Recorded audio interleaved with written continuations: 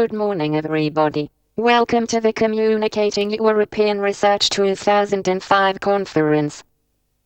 May I ask you to join me in welcoming Mr. Philip Buskin to the stage, who will be the real master of ceremony of this session. You will agree with me that only a human being can officially announce this event open.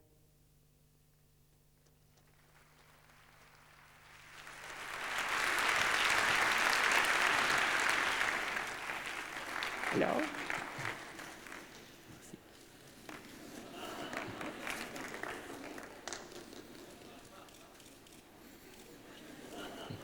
Thank you.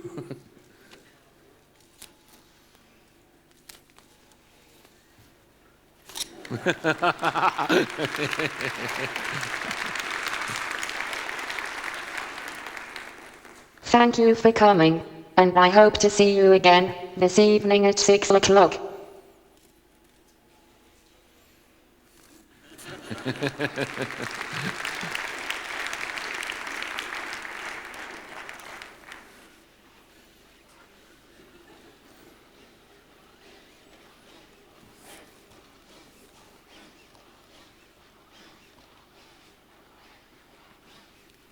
Eh bien, je pense qu'on peut remercier ASIMO de nous avoir accueillis. Il sera là ce soir à 6 heures et je pense que vous aurez l'occasion de voir toutes les potentialités qu'il apporte pour sensibiliser à la communication à la science.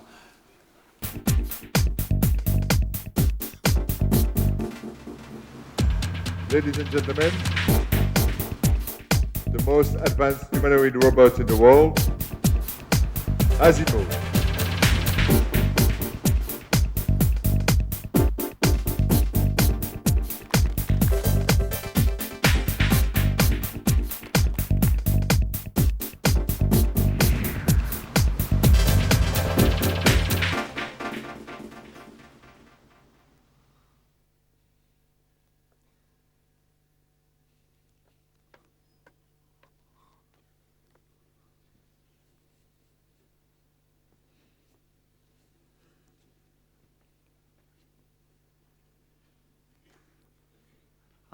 Finally. A very good evening to all of you, ladies and gentlemen, and welcome to the Robot Show by Honda Motor Europe. My name is Jürgen Rixkens, and I'm honored and pleased to walk you through the next 60 minutes. And first of all, I have to say I'm really glad that so many of you have made it here after a long conference day. We really appreciate that. Thanks for coming. So, what is it you can expect? Remember, this morning during the opening ceremony, you got a brief glint of ASIMO, and I'm quite excited, and I think many of you too, to see now a more extensive experience of the world's most advanced humanoid robot called ASIMO. So what is it exactly you can expect? Here we'll have 3 points on our agenda for you. First, we have a closer look at the research program of ASIMO, and so that's in robotics. Then secondly, we'll have a look at communication, as this is all about communication. How is it communicated? And thirdly is what you scientists call the litmus test. We call it the reality check. Does it really work in the real world with adults, but also what kind of impact has it got on children? So, let's start with the research program. And I think many of you may wonder why a Japanese company is presented here at a conference that is organized by the European Commission. So let me put you in the picture. The reason is quite simple. The current and future development of ASIMO can only be managed by international cooperation. And Europe in particular will play a major role in this. Now, what exactly Europe's research involvement is, and what practical impact it will have, and mainly what ASIMO can do already, and what it will be able to do in the future, you will learn now from the president of the Honda Research Institute Europe, So, ladies and gentlemen, please welcome Professor Edgar Körner.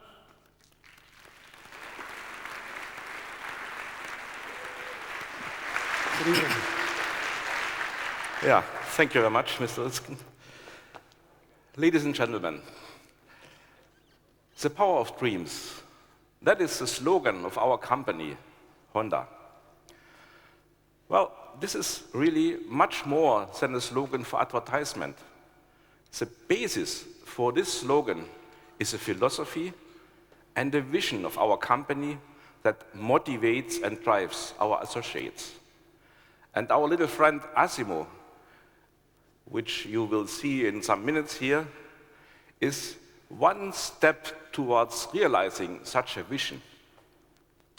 And let me say, it was 1986 when it all began with a dream of 4 young engineers at our research center at Wako near Tokyo.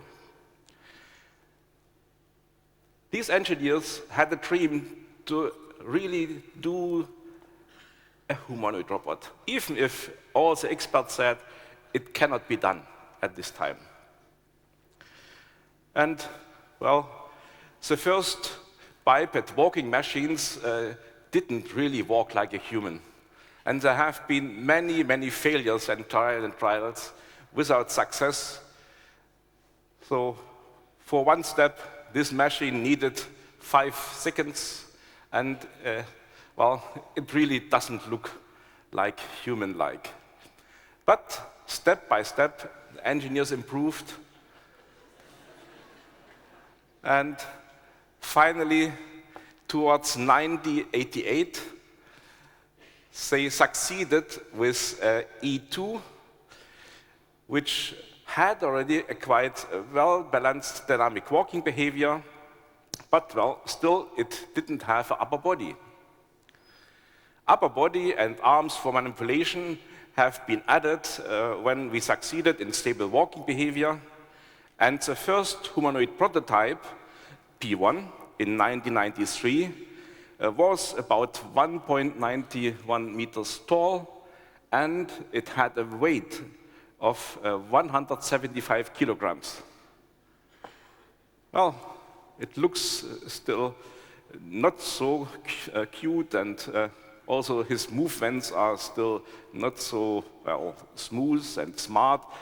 But in 1996, we had the next breakthrough with our P2, the prototype humanoid robot we could show. And this robot already had a marvelous capability of balancing. And he could walk on uneven terrain. He could also do some easy job by teleoperation. And after all, this robot had already all the control needed to operate the robot on board, and it worked online. P2 was, for the first time, shown to the public. After 10 years, we, for the first time, opened our robot program to the scientific and business public, and they were really surprised what it was achieved. And only a few months later, P3 was created. This time, the height of this robot was 1.6 meters, and the weight was reduced to only 130 kilograms at that time.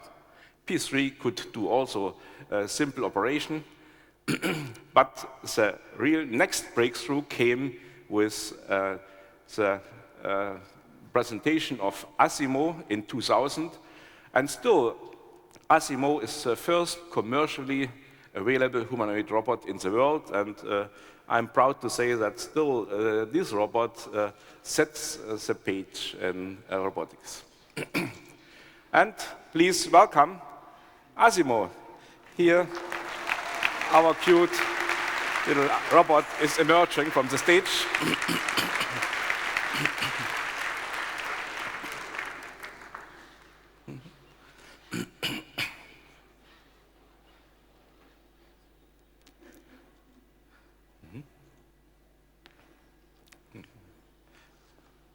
Yeah, well, ASIMO, please show what you can do. Give a little bit of performance. Okay. You can see, compared to the P3, ASIMO can much smoother blend one movement into another. So clearly, all movements are pre-programmed.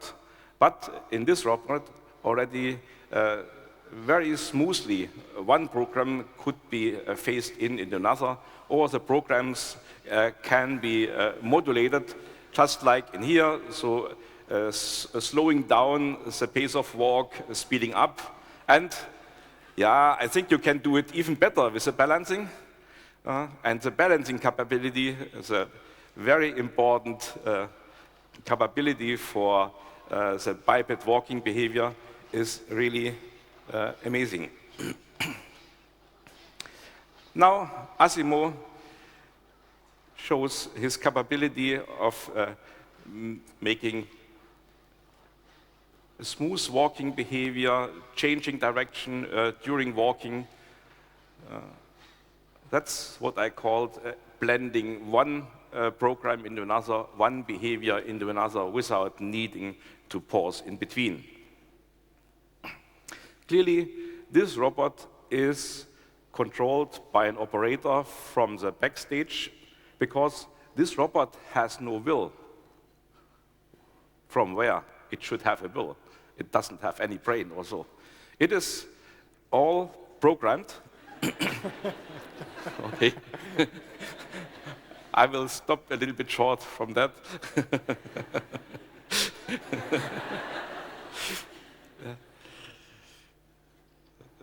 So what you see is marvelous work of our engineers. And now ASIMO will demonstrate his stepping up and stepping down the stairs. Please note that he is pausing a little bit before the robot starts to step up. It's simply the need to calibrate, because he has to adjust his position in order to step very smoothly the stairs. And I think now you can start. Okay. Getting up.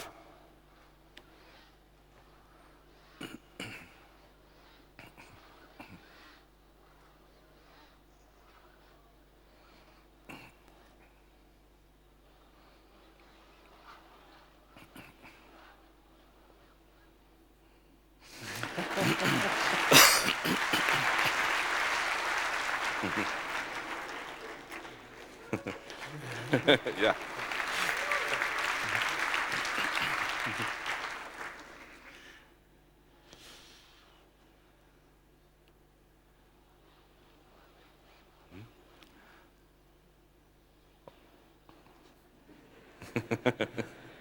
Yeah. Also, when moving down, the robot must calibrate that he finds his way downstairs correctly. Okay.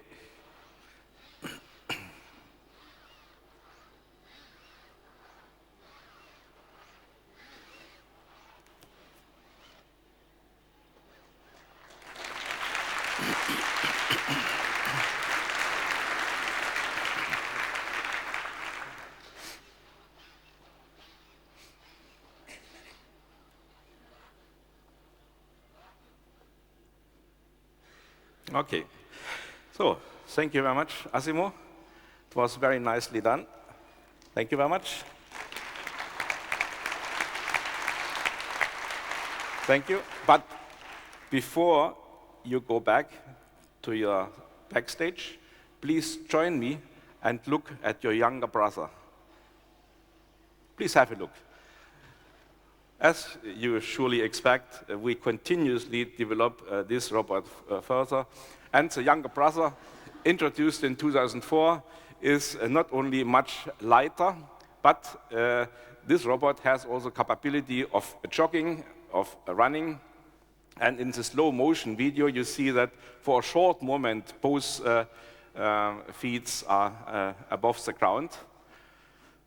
This robot has much more additional features. And let me say, this is 1 year old, this video, and meanwhile, the speed of walking is, and running is already much faster.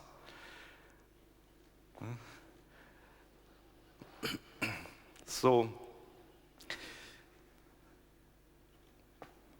with the, yeah. ASIMO, thank you very much again.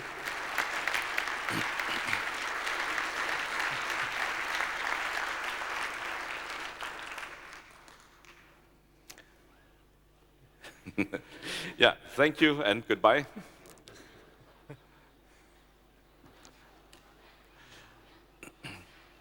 Well, with the opening of our robotics research, with introducing P2 in 1996 to the public, Honda actually triggered a wave of such humanoid robot developments.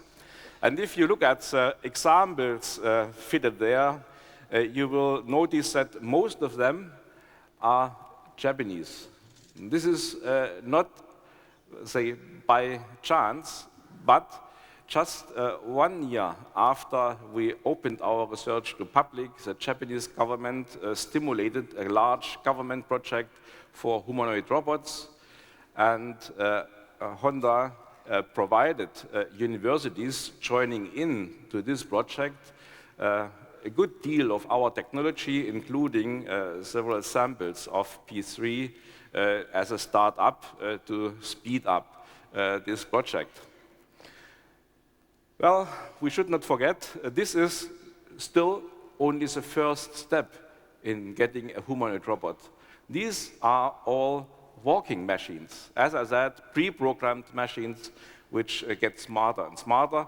However, if we would like to move towards our target to have a home robot, your personal robot, which you can use to do some chores, some daily chores you don't like to do, or which you would like to use for entertainment. Well, in order to go to that point, we have to fulfill much more requirements, and these requirements are really hard. First, it must be a much more robust design and construction.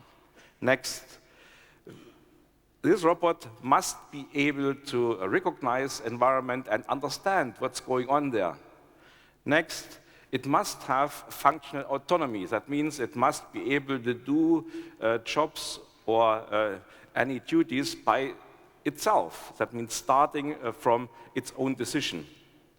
And clearly, most importantly, it needs the capability for natural communication in order to communicate and interact with the human.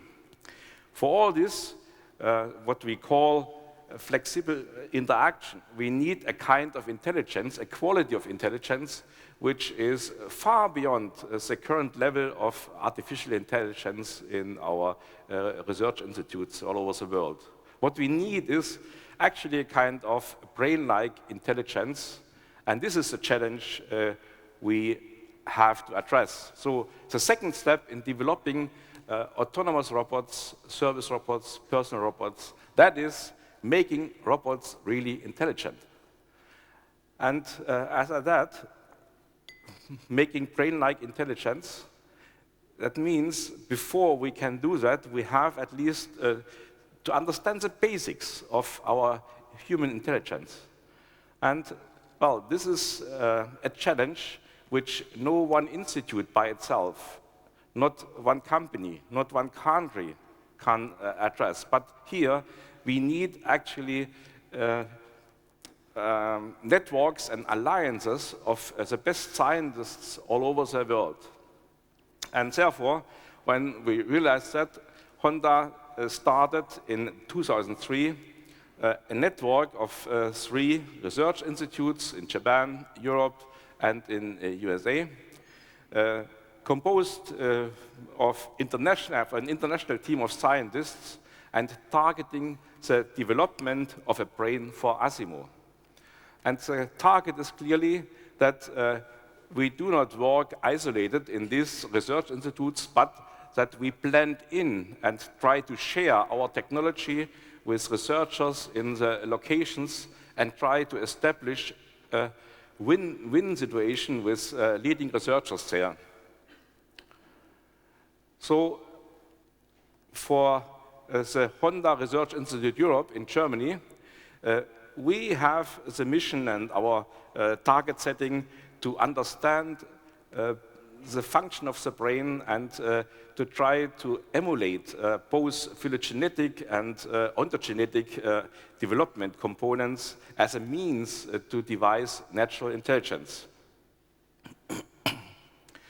And in the recent 3 years, we step by step established trustful and sincere interaction with a lot of colleagues in universities in different countries, which form really network of excellence in these fields of research we try to challenge.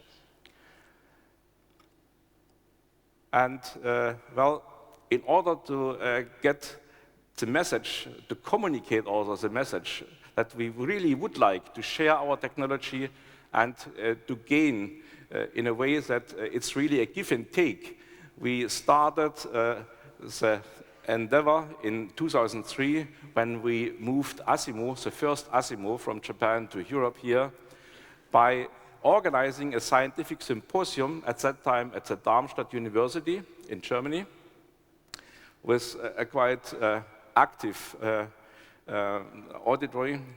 And the message was, well, on the one hand, we would like to show you our technology and we'll invite you to participate.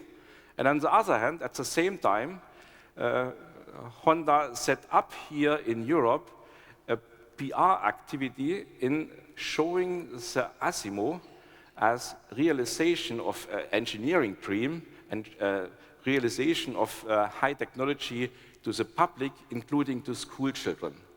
Because, well, this is clearly also advertisement for young guys who maybe turn to an engineering career, who get enthusiastic and interested in studying and later working in this field and maybe joining our effort to develop this technology to the best of mankind. Well, this is, in short, my message I would like to give you.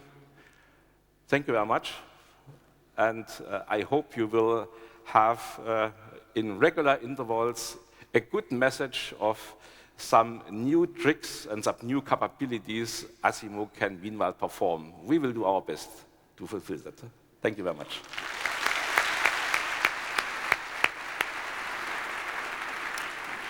Yes, thank you, Professor Körner. I just have a few questions to you, if you may just take a seat. Because you mentioned a few universities, to be correct, 16 universities, yeah. And you cooperate with them. But how exactly does that look like on a day-to-day basis?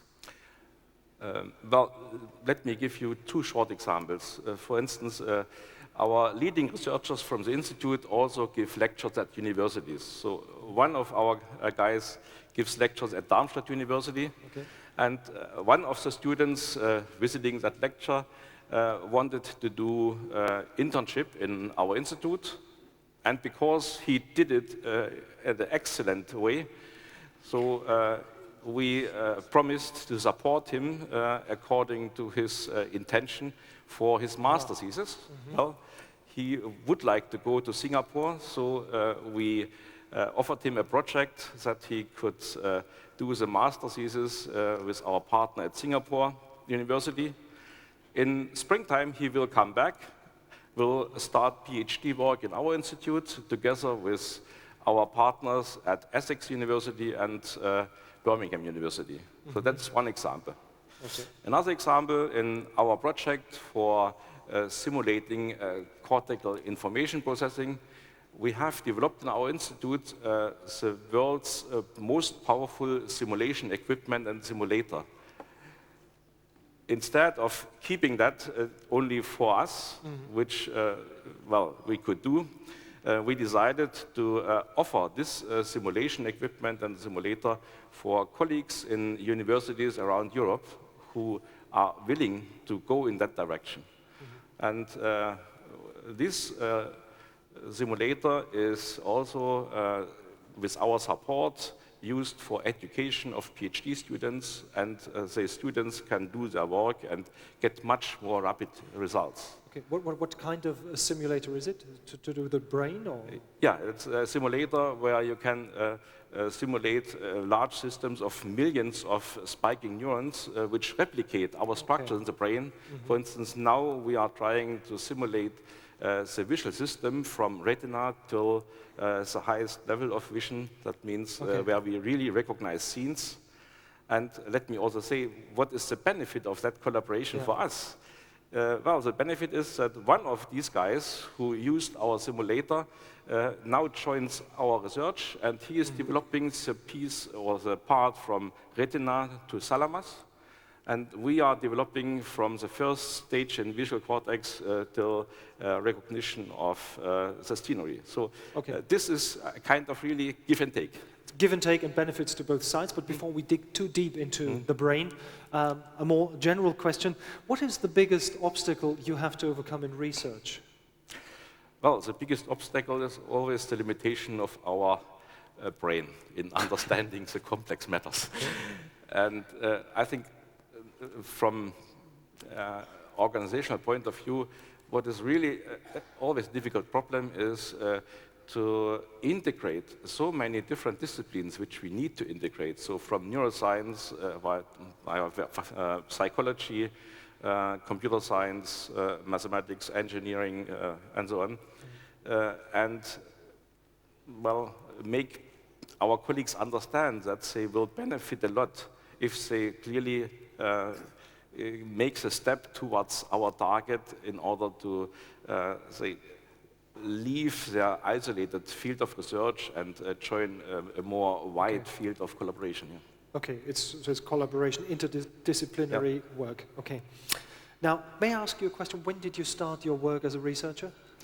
Oh, it's more than 30 years ago. Okay. The reason for asking is, what has changed in the way you communicate today, or compared to how you communicated 30 or even more years ago? Well, it was just beginning of the 70s of last century, and hard to say that. And at that time, if I remember, collaboration was not an issue. So we had very sharply focused topics, and if we collaborated, if at all, then within the faculty. It was a very hard thing to go beyond the limits of the faculty. And today, well, we communicate all over the world with labs in USA, all over Europe, in Japan, with experimental neuroscientists, with systems theorists, and so on. And it's a different world, because with the World Wide Web, we have a communication which is really online. We are always in communication, and everyone puts his cent of knowledge or idea into, say, our joint game. And I think it's a different quality of doing research. It's a different pace. It's a terrible acceleration of research. And basically, as you said, you're always on. It's a constant cooperation. It's a constant cooperation. And with cooperation, we are at the roots of communication, because communication is sharing information, basically. But the question is, how do you share this information? What is the strategy at Honda, for example, to share this information? And the answers will be given now by the corporate PR manager from Honda. So we are looking forward to Mr. William de Brekela. Thank you, Jürgen. And good evening, ladies and gentlemen. I would like to tell you a nice story. A story which will explain, in fact, why we are here tonight. This story starts in January 2003. It is indeed at that time that we decided to bring ASIMO to Europe. The objective was clear. ASIMO represents such a unique and advanced research project that it can act as an ambassador for Honda's technology. It is a wonderful tool to promote our brand image, but how to communicate? To whom? And where? Where? In the sense of in which venue is a key element in our story.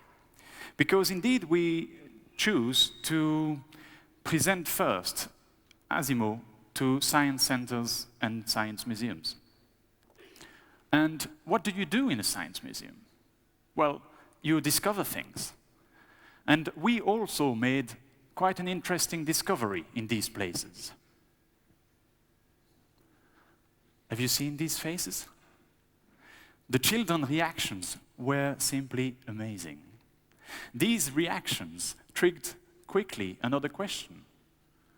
How can this positive attitude benefit society? Can this enthusiasm be used for a better purpose? The answer we found was, let's use ASIMO to promote science and engineering to children, to make them learning, the envy of learning. And this answer to this question was also a great satisfaction for us because, as you know, we have developed ASIMO in order to create a robot within 15 years to be able to help people in their daily lives. And as Professor Kerner said, it's not really to buy for tomorrow. But already with this possibility of using ASIMO to promote science to children, ASIMO can already play a positive role in society today. So, wait a minute, where am I here? And why did we think using ASIMO for learning could work? Well, because first of all, ASIMO acts as a perception buster. It is a walking and talking example of science and technology in action. It also creates or provides a wow factor to engineering and science as a subject, and it provides a fresh and modern credibility to engineering as a discipline. Right, we were one step further, but how to proceed? At this very moment in our story happened something that people are calling the luck of the beginner.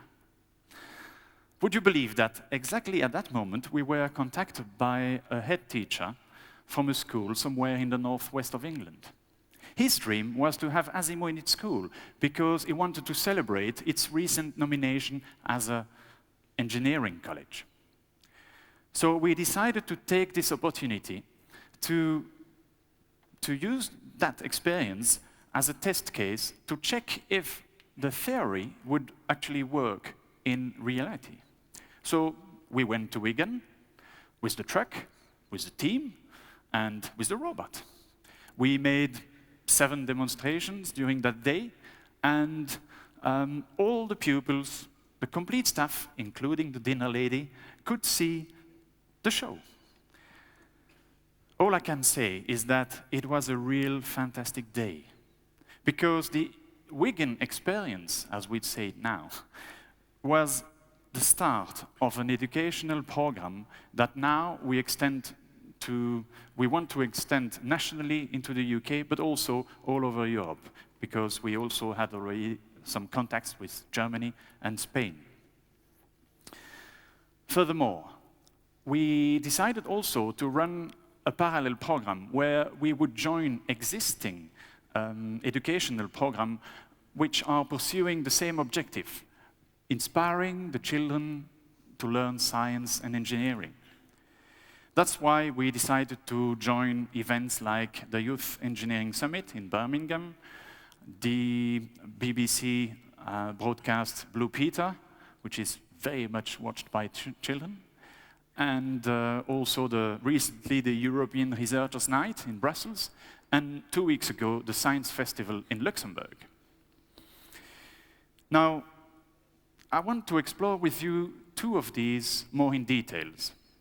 The first one is the feedback of children at the Youth Summit in Birmingham. I would like to take out just a figure from that slide.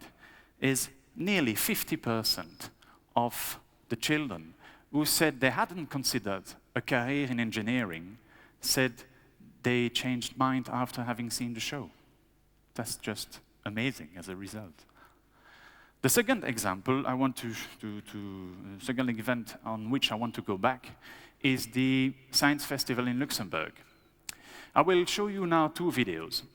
The first one is actually to show you how we actually convey the message of inspiration to the children, which will be immediately followed by the children's reaction, and that says it all.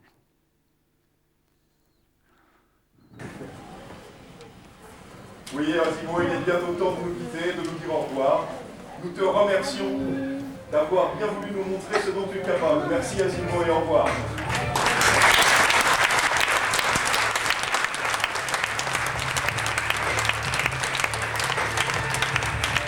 Comme je vous le disais tout à l'heure, il est facile d'oublier qu'en réalité, ASIMO n'est pas une personne. Ce que vous venez de voir n'est pas de la science-fiction ou un film en images de synthèse, mais une vraie machine, développée grâce à la passion de scientifiques, d'ingénieurs, de chercheurs.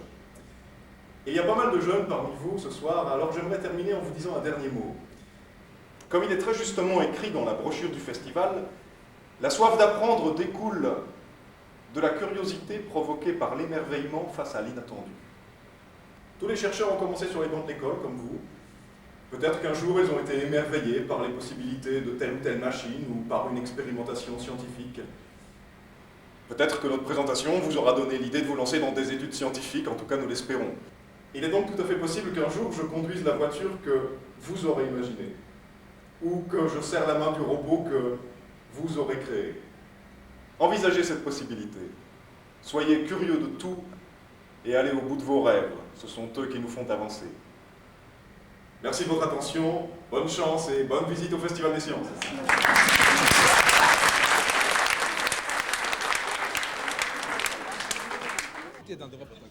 Also unheimlich gut, also das wirklich, wenn er schon noch weiterentwickelt, dann kann er unheimlich groß Hilfe geben, auch für daheim. Und zum Beispiel auch kranke Leute sind, dann kann denen etwas bringen, ein Glas oder ein Medikament oder so.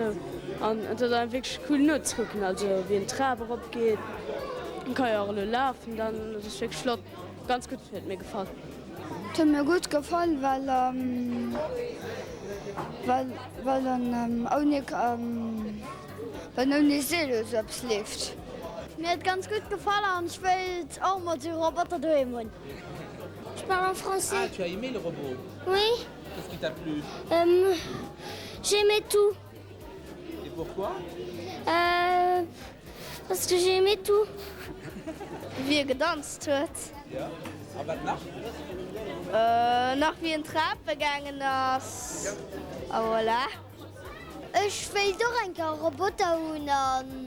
Da hat noch kein Treppe raufgegangen, mit Sachen drin. Also. Wie ein Treppe raufgegangen ist, wie er getanzt hat, als gewinkt wird. Yes, it was great. It was very nice. What did you like most? When he was climbing the stairs. Yeah? Yes, and when he was doing like that and some other parts, it was very nice that the robot. And I liked the part when it was saying how it was fixed and that, because I like it. Goed. Goed. Maar schön. Gedacht, wat heb je dan best gemaakt? Maar wir gingen naar de trappen erop. Ja, gedacht. Maar weil du gemacht hast. Wir nächste Roboter eben. Ich habe an meinem ganzen Leben das nächste Mal gesehen, dass schon das nächste Mal einen Roboter gesehen. Also ich habe nicht mehr so echt Tiere oder Menschen gesehen, aber keine so Roboter. War so wie wenn der richtige Mensch dran stechen. Und dann ist er so gekommen und dann ist schon bald nicht geglebt, dass er nicht Kind zu Trappen raufgehen oder so. Yes, wonderful reactions. I like the one who said, well, I liked everything. Why? Because I liked everything. William, you like everything about your job, I suppose. I'm not going to ask you why, because I know the answer. But I'd rather like to know, in communication, because this is all about communication in a way, communicating science, what do you see as the biggest challenge? Well, it may sound strange, but in fact, with ASIMO, we have to enter new fields in communication. We are the first company to communicate so much about robotics. So we are entering apparently what we can call a virgin field. But actually it isn't, because people have a preconception of what is a robot. So they all got an image of a robot coming from comics, science fiction movies, or computer games, or toys, which is all wrong, of course. And because the first thing we have is, and what is your robot doing? They say, well, it's walking. That's all. And so we have to explain them first what the challenge was to realize a walking machine. So that's why we each time, we have, in fact, our mission, the big challenge is to re-educate, let's say, the people about what is the level in robotics, and then explain the technology achieved. The second step is, of course, the trap, I would say, in communication, is not to go to trivialize the robot, because we need, at the same time, to be very simple in the explanation, but it's still a very complicated and important piece of research, and we need, that's why we also selected to go first in science museums and start with a symposium. So if I understand you correctly, it's popularizing the subject, yes, vulgarizing, no. And to draw the line is sometimes a bit difficult. Okay, but what is the most, because you said excitement, okay, but still excited, what was the most exciting bit in your career then as in communication? Well, there are many opportunities where we can say it was a particular exciting moment, but I mean, because now we recently started, it's not so old, this educational program. I would say the most exciting bit was the Wigan experience, because I mean we could feel that's the first time we went really close to the people, close to the children. Before that, we were in big shows in museums and so on, but you don't have this similar contact. And in Wigan, when we went there, the first school experience we had, the reception from the children was just amazing, and that is certainly a very good memory. Okay, so it clearly inspired you, but how it inspired the children and whether it had a lasting effect on the children, we will ask 3 people who were deeply involved. 3 people with different experience. So, ladies and gentlemen, please welcome from Wigan, the head teacher of the Hawkley Hall High School, Mr. Roy Halford. From Birmingham, the director of the Society of Motor Manufacturers and Traders Industry Forum, Mr. Stefan March. And from Newcastle, the Specialist Schools and Academies Trust, Mr. Barry McGregor. Welcome, all 3 of you. Hello.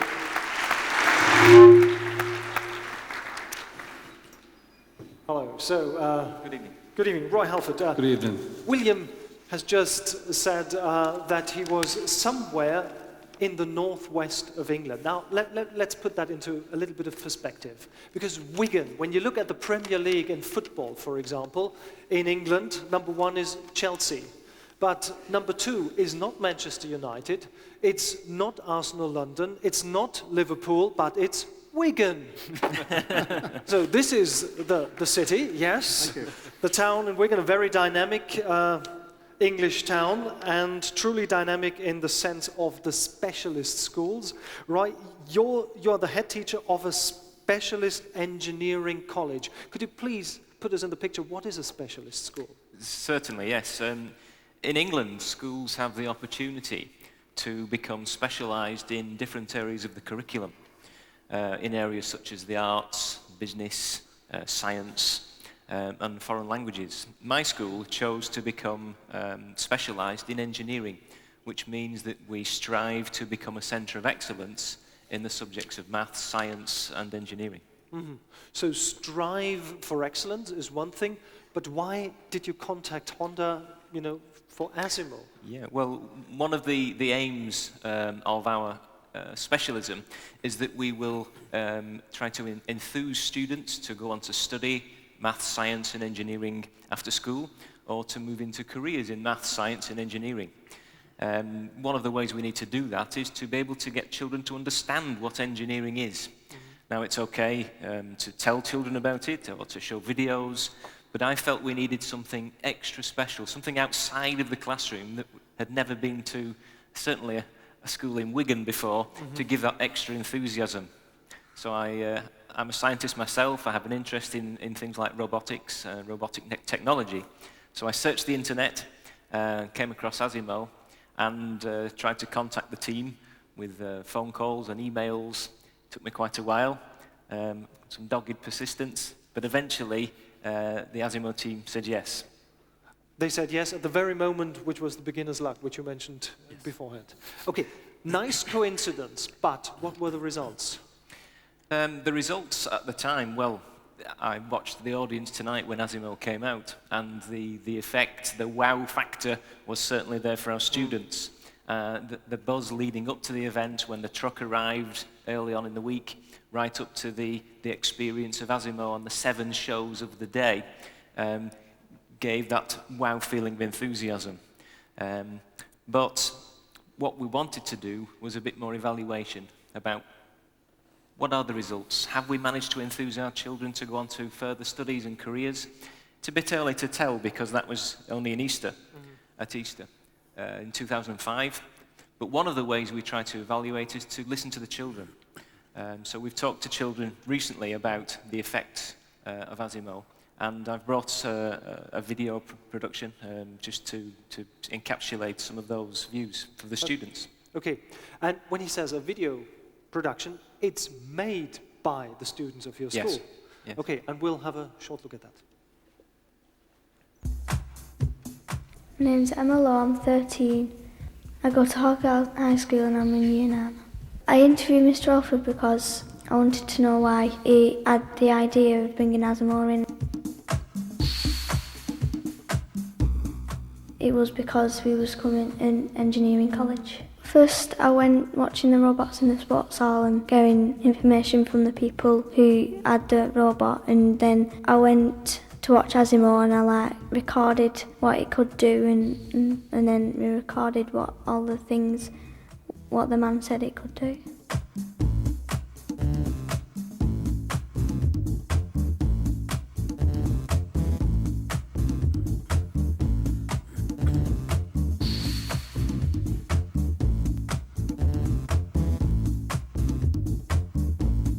Right, my name's Nicola Corrant. I'm 13, I go to Welcome High School and I'm in Year 9. Well, there was a phone call and Mr. Alford asked Emma, could she do it and would she like any help, and Emma said, could I help her? So we had to sit in the office and we had talked to this French lady over the phone. Oh, she was a French journalist and she was putting them in a French paper. She was asking us questions about would people in France, children, enjoy ASIMO and stuff. It made me feel just kind of special on that day.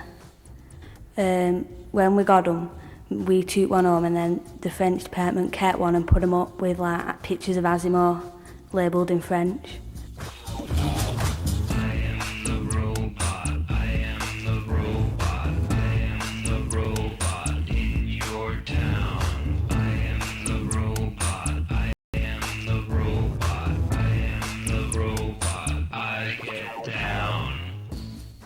My name's Robert Chesworth, I'm in Year 11, I'm 15 years old. Well, they brought an advanced robot in from Europe called ASIMO, which stands for Advanced Step in Innovative Mobility. And they did about a 15-minute show. Well, we had to set up the equipment for lighting and things like that. We were rehearsing a lot for the shows that we were going to do. Well, I was chosen by my engineering teacher because he thought I'd be reliable and I'd put a lot of effort into them. It was quite complicated, but I was fascinated by the way it worked because it's so human-like. And it makes me wonder what robots will be like in the future. There's loads of posters around school still, and it's made people realise that science is interesting for people who didn't like it before. And people still talk about it because it was so impressive.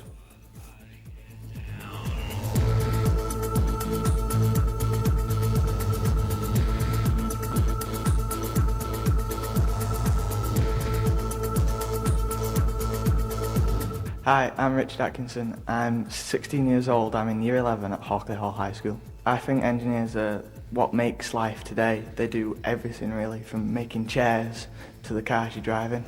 ASIMO is a big inspiration to everyone to do better because they think if they can do that, why can't I do that? There's posters up all around school and there's the big poster in the social area. Every time everyone in science sees that poster, they know that if I work hard, maybe I could do that one day.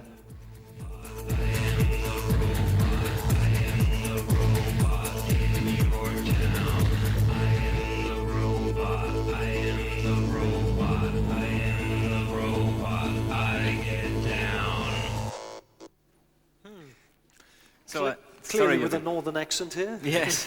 So I hope you can see, Jürgen, that from the views of the children, and those are representative views, that yes, we had the very special moment on the day, and Nicola, who mentioned how special she felt on the day, we had the effect we wanted. But 6 months down the line, and ASIMO is very much still in the minds of the students. The legacy of ASIMO is still in school and helping us to create a sustainable effect for the future.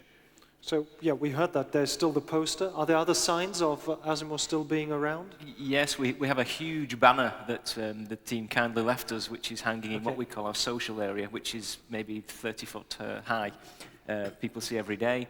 But we also have small and tangible objects. So we have things like our reward system. We have little ASIMO key rings that students get for hard work. And even on my desk, when they come in my room, I have a small ASIMO model on the desk, which just, again, reminds of the day, and brings it back into your memory. Okay, it was great to have these things. And it had a huge impact. We saw there's even a French journalist called and made an interview.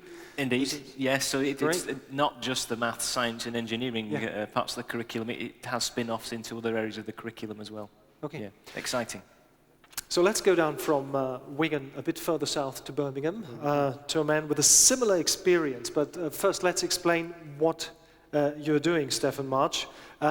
Your title is Director of the SMMT Industry Forum. Could you please explain what you're doing? Well, the SMMT stands for the Society of Motor Manufacturers and Traders. It's the trade body responsible that represents people in the UK automotive supply chain. Mm-hmm. And what is your involvement then with Honda?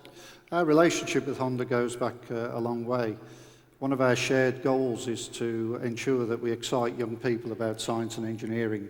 And to that end, as we've seen, we recently had a youth engineering summit, and 60% of the young people coming into that hadn't considered a career in engineering. But after the event, once they'd seen ASIMO, that really changed. So those were the results you were talking about, but maybe let's have a look at the children themselves.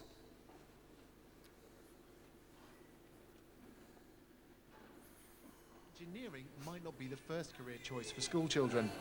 Where it fits in is that particularly the youngsters who are coming today are going to be at their option stage next year. And unless we do something like this that gives them an informed choice, then we're not going to get people going into engineering. So what did the audience make of the show? Yeah, I think the robots was brilliant. The walking, so I didn't think robots could walk actually. ASIMO was good when he started running on the screen. Yeah. And if we give him the microphone... This is ASIMO, BBC Midlands Today, Birmingham. You better stick to climbing stairs, mate. David Gregory, BBC Midlands Today, Birmingham. Yes, Barry McGregor, you are the National Specialism Coordinator. What do you think of that, of those reactions? Well, I think you can see the reaction on the face of the pupils throughout the whole of this evening. That just sort of finalises everything, you know, the words that some of the students were talking about, enjoyment, special, wonder, absolutely brilliant. And that just ends it all. Okay, so you must love it as you give in your role support, practical support to schools in order to become better. But anyway, let's have a closer look at that as well. It's called Specialist Schools and Academies Trust. What are the tasks of this trust? Yeah, Roy mentioned a little bit earlier about the Specialist Schools and Academies Trust. It's the leading national body for secondary education in England. It's funded by the Department for Education and Skills and has a responsibility for delivering the government's programme for specialist schools and academies. The aim is by 2008 that all schools in England will specialise in a particular area. Roy again mentioned earlier, you know, some of the areas: music, sport, humanities, science, maths and computing, technology, and obviously the one that I'm interested in is engineering. It's about giving more young people access to a good secondary education. It's about schools working with business. It's about schools working with their community. And it's for schools by schools. Okay, Barry, and your role in particular, what is that? Yeah, my role, each specialism has a coordinator. And my role is supporting engineering colleges nationally.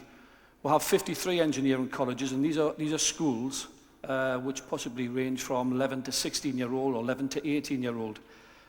So my role is supporting schools both prior to them actually becoming a designated engineering college, and then actually after they become designated. And the core of an engineering college is the relationship, and it's important to mention that word. It's the relationship between maths, science, and technology. Okay, so in the first step, you really enable them to become such a school, and then they should maintain this status by constantly improving, if possible. Okay, now again, what is your combination, your relationship with ASIMO, the robot? We all dream. I think everybody would admit to that, and it was nice to hear that ASIMO was the dream of 4 engineers. And I believe ASIMO can stimulate dreams in pupils. Certainly, as Roy mentioned, engineering within school, I think we need to show students in school that engineering can be exciting, and I think ASIMO does that. Engineering needs to be seen that most parts of it can be fun, and ASIMO does that as well. And it's the kind of thing I think we need in schools to encourage students to initially consider careers in science and maths and engineering. And this is where our future is going to come from, the youngsters in schools. And hopefully we've seen some young engineers this evening. Mm-hmm. So it's great to have this excitement, and we have all seen that with ASIMO at the very beginning. But what exactly are the benefits for those specialist schools in the long run? Is there some evidence, some examples? Yeah, certainly. As far as engineering colleges are concerned, I mentioned earlier, it's the relationship between 3 particular curriculum areas: maths, science, and something that we have in England called design and technology. And ASIMO is absolutely the perfect example of that. And again, as Roy mentioned earlier, I think if we started to dig a little bit further, there are lots and lots of other curriculum areas in school that could link in with ASIMO. It's about what engineering is about. It's a number of problems along the way that have been solved to get to where ASIMO is today.